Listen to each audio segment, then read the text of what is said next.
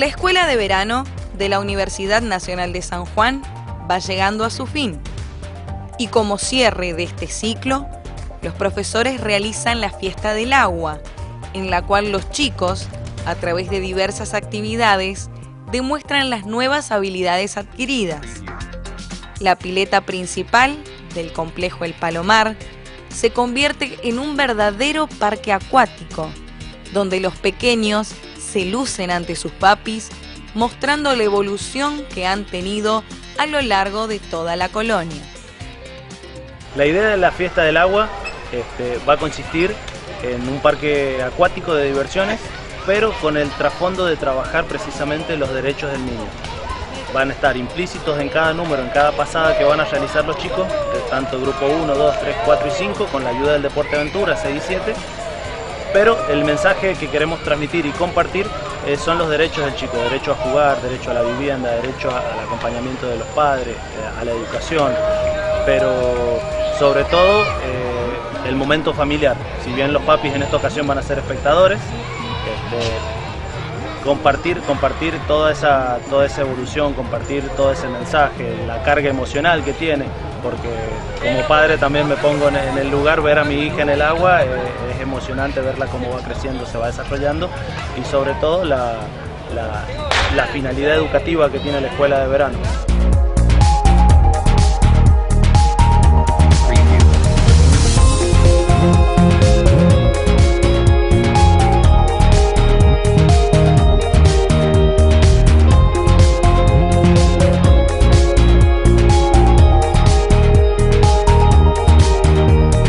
El trabajo de los profesores es impecable, además la satisfacción de que es una colonia de verano inclusiva es muy bueno, muy bueno. Los logros excelentes también.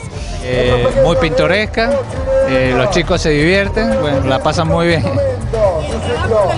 Muy bueno, excelente. Yo hace muchos años que traigo a mi hija acá, así que los conozco a todos. Bueno, hermosa, la verdad que poder ver cómo los chicos aprenden en la escuela de verano de acá de la universidad es muy lindo. Uno como papá por ahí los trae con temor por la pileta grande, pero ver cómo se desenvuelve es perfecto. La verdad que se han lucido todos.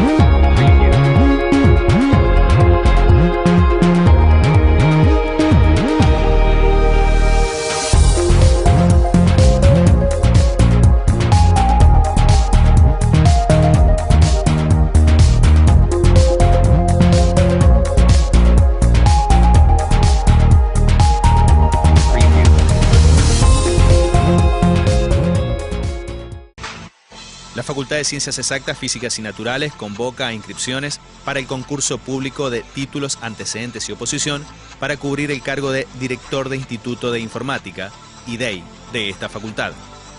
La convocatoria será desde el día 25 de marzo hasta el 23 de abril del corriente año. Los interesados deben dirigirse a mesas de entradas y salidas de dicha unidad académica en horario de 8 a 12. Para más información, dirigirse al Departamento de Concursos de la Facultad de Ciencias Exactas, Físicas y Naturales, calle Cereceto y Meglioli, o bien al teléfono 423-4129. DAMSU San Juan inició el 2015 con nuevas autoridades, etapa de balances y propuestas a cumplir. Estuvimos con el presidente de la institución, Leonardo Drazic, que nos decía esto.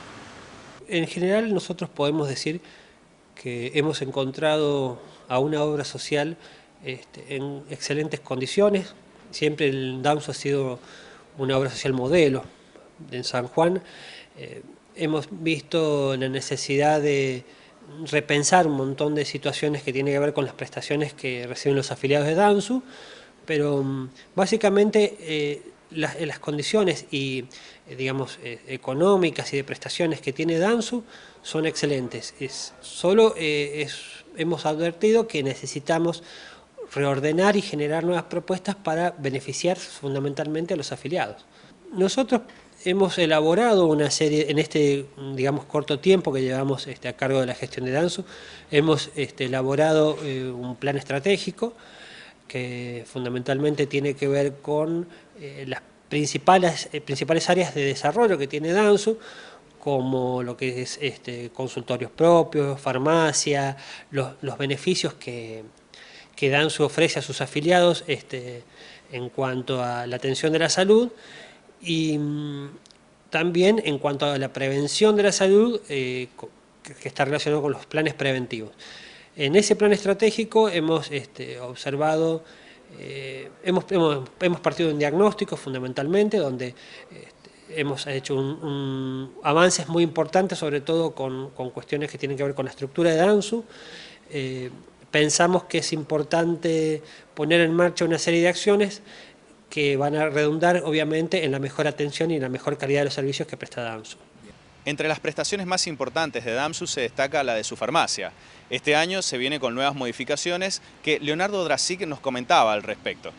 Donde hemos analizado algunos cambios que van a tener que ver en principio con todo el sistema informático que tiene la farmacia de Dansu, que va a permitir una mejor atención al afiliado.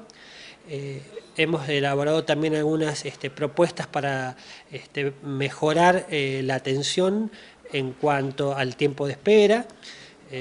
Está previsto que los afiliados que tienen tratamiento prolongado y que no requieren asistir con una receta a la farmacia puedan tener la posibilidad de recibir a través de un sistema de entrega a domicilio el medicamento en su casa. Pensamos también implementar un servicio de mensajería que va a funcionar no solo para los que tienen tratamiento prolongado, sino para los que deben presentar receta médica. Y vamos a intentar de a poco analizar algunos cambios que tienen que ver con la cuestión de infraestructura de la farmacia. La Secretaría de Posgrado y Relaciones Internacionales de la Universidad Nacional de San Juan informa que hasta el 6 de abril se reciben las inscripciones para el programa de becas de movilidad docente a Madrid. La convocatoria es financiada por el Ministerio de Educación de la Nación y está destinada a docentes universitarios que se desempeñen en universidades nacionales públicas. Los interesados deben ser docentes regulares, menores de 50 años, que estén haciendo investigación y formación o bien que sean doctorados. Para mayor información, dirigirse al edificio central de la Universidad Nacional de San Juan, Mitre 396 Este, cuarto piso, o llamar al 429-5098. Señor rectora, en el día de ayer el Consejo Superior trató un pedido de la Mutual de la Universidad. Queremos saber cuál ha sido la resolución adoptada. Bueno, en realidad esto es un poco más largo, digamos.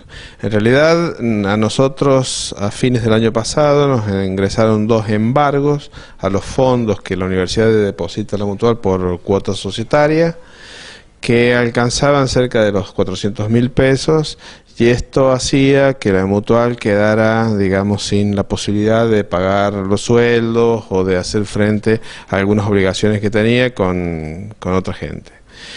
Debido a esto, a estos embargos que el juez ordena que se haga un depósito judicial, bueno, cuando volvimos ahora en febrero tuvimos que hacer esto y bueno, todo el personal de la Mutual se quedó sin poder percibir sus haberes y sin poder cobrar los sueldos y poder, digamos, continuar con las tareas habituales de la Mutual.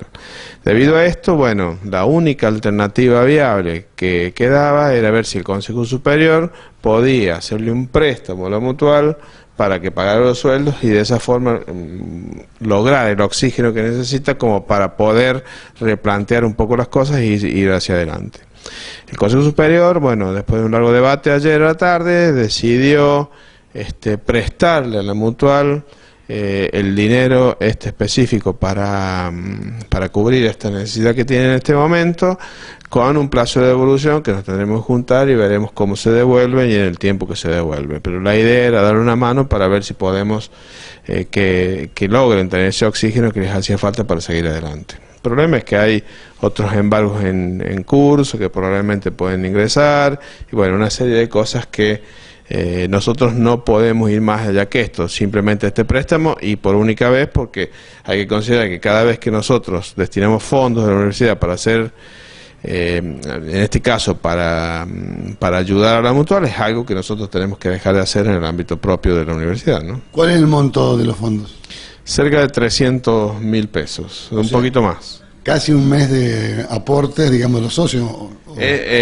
Claro, el mes de aporte de los socios creo que está en el orden de los 450.000 pesos y estamos hablando de casi 400.000 pesos, que es lo que se gasta normalmente en salarios para la gente de la mutual. Bien, otro tema que ha merecido su atención son los anuncios de medidas de fuerza de parte de ADICUS, sobre todo lo referido al nivel universitario. Usted ha hecho algunas precisiones sobre el temperamento que va a adoptar la universidad en caso de paro. Sí, en realidad esto, yo no tenía ninguna comunicación oficial por parte de los gremios. Conozco y sé de la problemática. En algún momento se había dicho de que no se iban a iniciar las clases, alguna cosa por el estilo, pero hay que distinguir los gremios, ¿no? CONADU Histórica ha manifestado esto, CONADU está un poco evaluando cómo seguir adelante. Acuérdense que hay un convenio colectivo de trabajo del sector docente que está en homologación, que todavía no se terminó de homologar. Y en ese sentido, bueno, hay algunas cosas y hay algunos acercamientos que se han hecho que probablemente destrabe un poco este conflicto que se puede presentar en los próximos meses.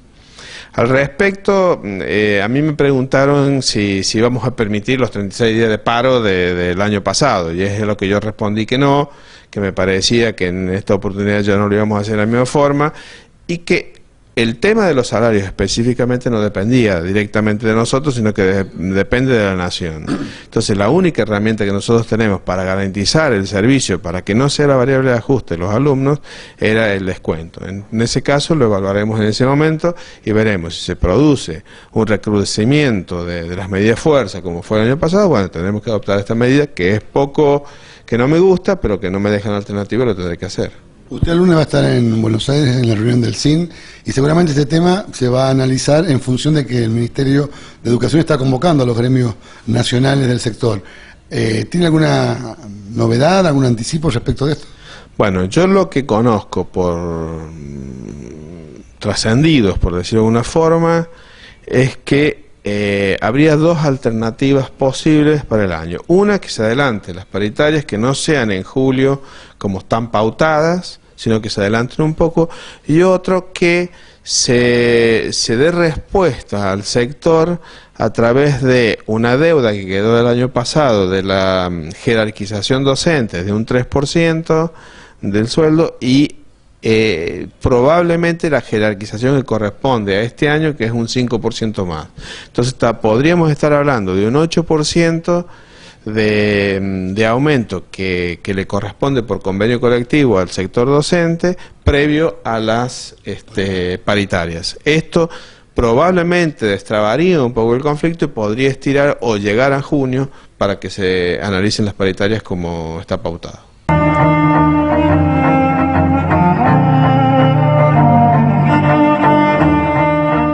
Desde el programa de educación a distancia, hace tiempo que estamos trabajando en esta línea de investigación sobre poder encontrar aquello que impide llegar al aprendizaje del alumno, a un proceso de enseñanza-aprendizaje satisfactorio.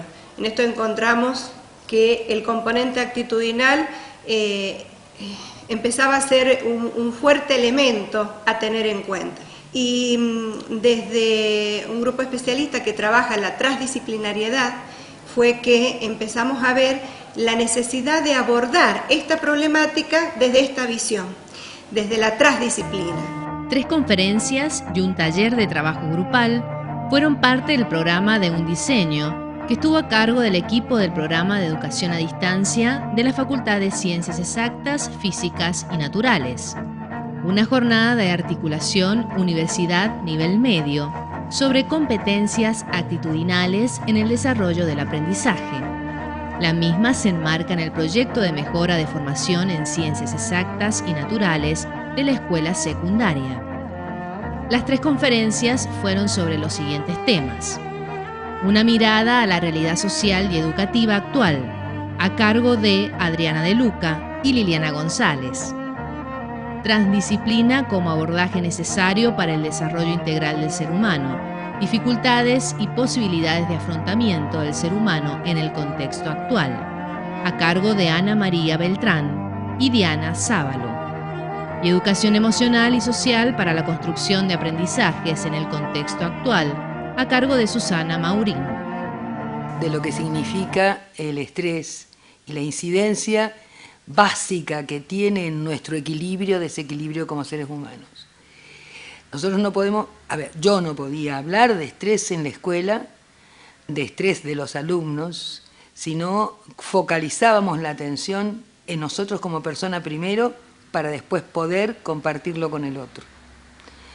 Y en esto hay la neurociencia que estudia cómo piensa, cómo siente, cómo actúa, cómo pensamos, cómo sentimos y cómo actuamos los seres humanos, porque eso configura un perfil que se llama neurobiológico. ¿Y qué quiere decir eso? En realidad, a ustedes que me están preguntando, a quienes están mirando y a mí que estoy hablando, estamos provocando en este momento una cantidad importante de transformaciones neuroquímicas que van corriente abajo. La psiconeuro, que tiene que ver con la neurociencia directo y que están emparentadas en forma directa ambas, lo que hace es eso, articula estímulos internos y a la vez los conecta con los estímulos externos para configurar un modo de afrontamiento o un modo de convivir con uno primero, con la cotidianidad después. Es decir, se estudia básicamente el vínculo con la persona, con el otro, con los otros y con las creencias. Porque hablar de estrés es muy sencillo, nada de sencillo. Para justificar o autojustificar, no sabe que estoy reestresado. ¿Y qué quiero decir con eso? En realidad, el mecanismo del estrés nos permite estar vivos. Una persona que pierde la capacidad de estresarse no puede conectarse con la vida, pero sí es corto. A ver, un ejemplo claro, si no se confunde. Yo voy caminando y se cae alguien, o hay un choque. Voy a tener taquicardia, temblores en las manos, la voz quebradiza, quizá pueda llegar a transpirar un montón, y eso es la manera que el organismo tiene de reaccionar frente a un evento imprevisto, frente a la impredictibilidad, porque yo no sabía que eso iba a pasar, no estaba preparada, y esa impredictibilidad hace que el organismo reaccione para luego compensar. Eso es el estrés agudo, que gracias a Dios que lo tenemos, porque nos habilita a lograr el equilibrio. Ahora, ¿qué sucede si las situaciones estresantes persisten en el tiempo y se cronifican? Ahí ya pierde la capacidad de respuesta el organismo, o sea, pierde la capacidad de recuperar la homeostasis, que es el equilibrio dinámico. La alostasis es con lo que nacemos genéticamente, y es la capacidad del organismo de mantener la homeostasis innata. Cuando se pierde eso, se provoca una carga alostática, que es una de las vías de investigación actual, tanto como el estrés, de por qué nos enfermamos. A todo esto se suma significativamente el medio en el cual estamos. Entonces, nosotros estamos parados ¿dónde? En nuestra propia historia. Mi historia no es la historia de mi hermano, ni de mi hermana, ni de María, ni de Juan, ni de Pedro, ni de mi esposo, ni de mis hijos. Es mi historia, que la fui construyendo como pude. En función de eso, ¿qué incidió en todo eso? Primero, antes que nada, el mundo de la familia, que es quien nos marca, desde que estamos dentro del útero de la madre, el modo de afrontamiento de lo cotidiano. Después está el mundo de la escuela, Después viene el mundo de los amigos. Y hasta que yo puedo crear mi propio mundo, en esta construcción de mi propia historia, que es la que me va a habilitar o inhabilitar, desde el punto de vista del equilibrio, a afrontar lo imprevisto, van a incidir, hay un término que hoy se usa mucho y que se llama epigenética, donde la realidad es esta. ¿Cuándo se expresa un gen en una persona? Mi abuela era diabética, ¿yo tengo que ser diabética? No. La genética condiciona, sensibiliza, y la epigenética es la que determina. ¿Y qué es la epigenética? Tiene que ver con todo lo que he dicho antes, tiene que ver cómo yo construí mi historia personal, tiene que ver por los distintos mundos que fui transitando y construyendo mi historia y mi vida, hasta que logre tener mi propio mundo. Y eso no me lo saca nadie, y esa es la historia. Entonces, estamos acostumbrados a mirar al otro, pero para poder mirar al otro me tengo que mirar a mí primero. Y esto no es egoísmo. Egoísmo es creerme que yo soy el dueño del mundo, no lo soy. Entonces, el equilibrio es lo que nos habilita a tener una actitud saludable frente a nosotros y frente a la vida. ¿Y qué es el estrés?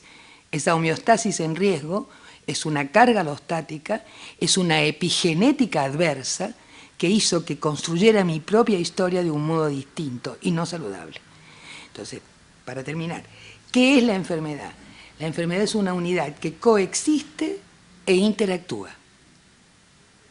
Y en esa coexistencia e interacción, nosotros vemos desde la psiconeuro a la enfermedad como una expresión de necesidad de salud, porque algo me está faltando en esa construcción que hice en ese modo de afrontar.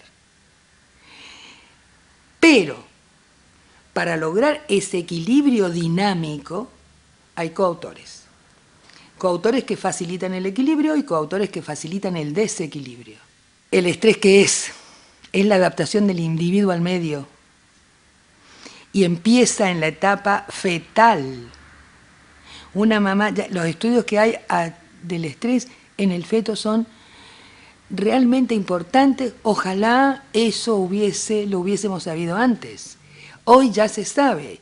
Y el profesional que acompaña a una mamá embarazada o el pediatra que acompaña a un bebé recién nacido debería conocer esto.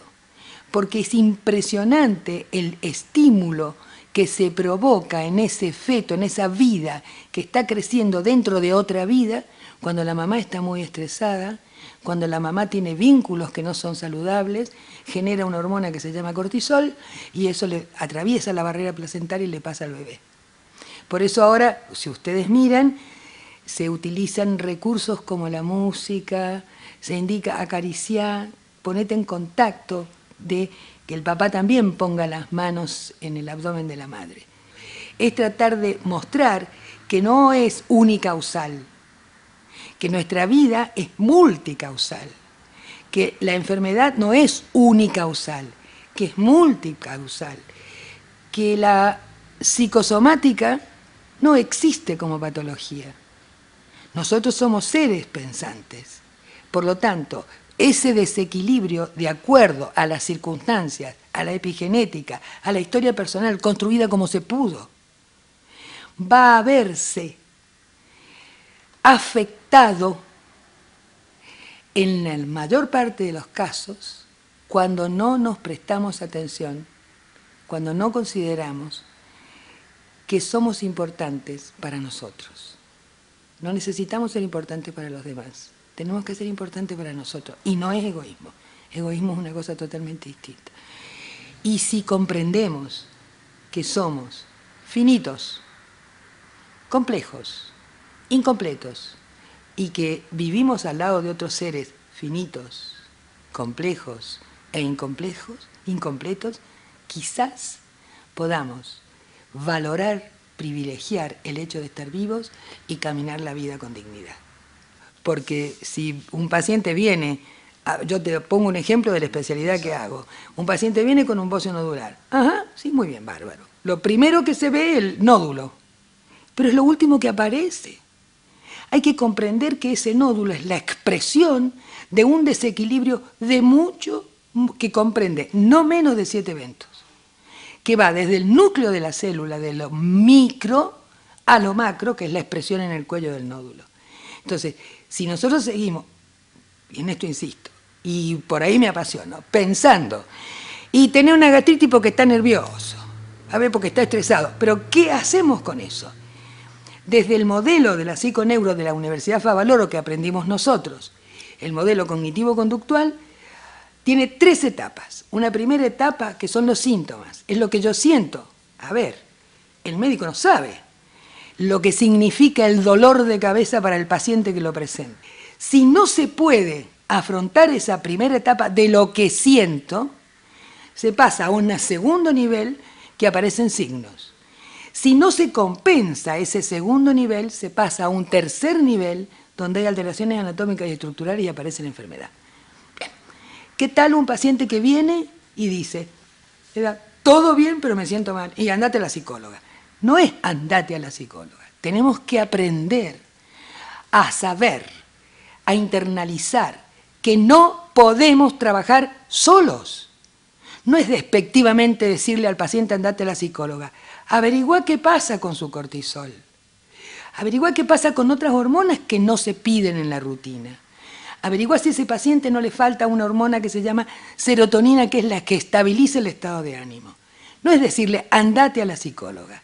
Es tener un equipo, es hablar con la psicóloga, que maneje la terminología de la misma manera, eso no la convierte en médica, y a mí no me convierte en psicóloga, pero sí podemos, en ese primer nivel, que es lo que se siente del malestar, sirve nada más ni nada menos que para esto, para entender que la cantidad de situaciones que generan una enfermedad son múltiples, para comprender el impacto y la impronta que está en todos nosotros desde que estamos dentro del útero materno.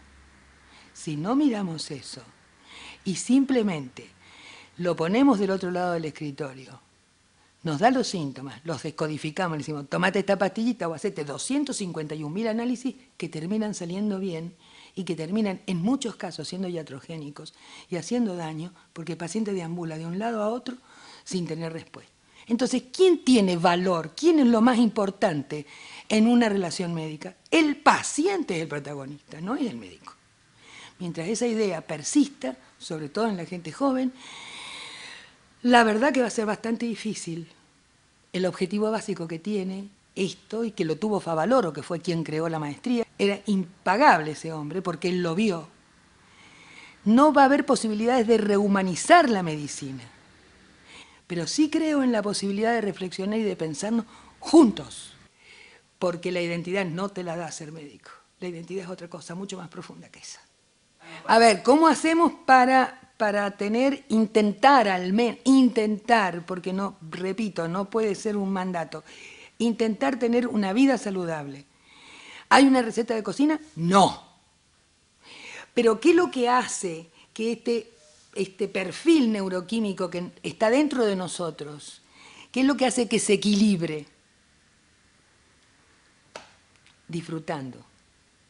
¿Y qué cuernos es disfrutar? Porque para cada uno va a tener una connotación distinta.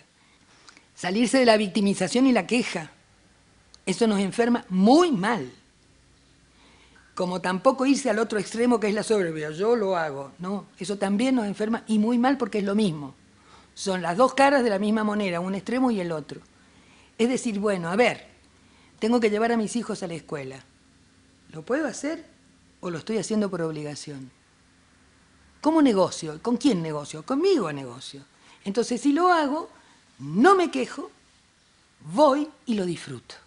Algo que me parece que dejamos de lado fue darles la posibilidad de ser escuchado y de escuchar. En general, cuando yo digo lo que siento, la mayor parte de las personas opinan. Y no estamos pidiendo opinión, estamos pidiendo que nos escuchen. Empecemos por nosotros.